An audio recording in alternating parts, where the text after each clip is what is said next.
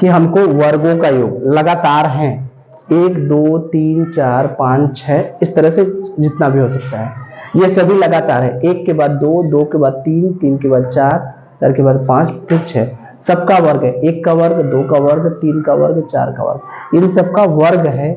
अगर लगातार संख्याएं हैं इनका वर्ग है।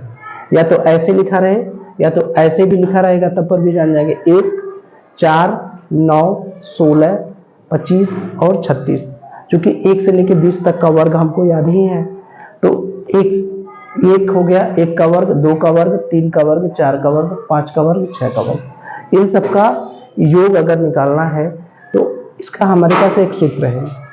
n संख्याएं हैं, वर्ग लगातार वर्ग वाली n संख्याएं हैं, तो उनका योग का सूत्र होता है n, एक ब्रैकेट में n+1, दूसरे ब्रैकेट में 2n+1, उसमें 6 से भाग देना है।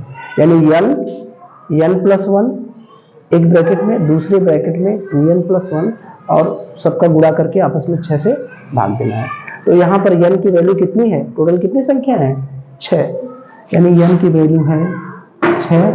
तो योग हमारा क्या हो जाएगा, 6 ब्रैकेट में 6+1 ब्रैकेट में 2 गुणे 6+1 बटे क्या हो जाएगा 6, भाग दें 6 गुणे 6 1 7 और 6 दूनी 12 1 13 बटे 6, 6 से 6 कट गया, 13 सतह कितना हुआ 91, यही हमारा क्या हो गया ऐसा।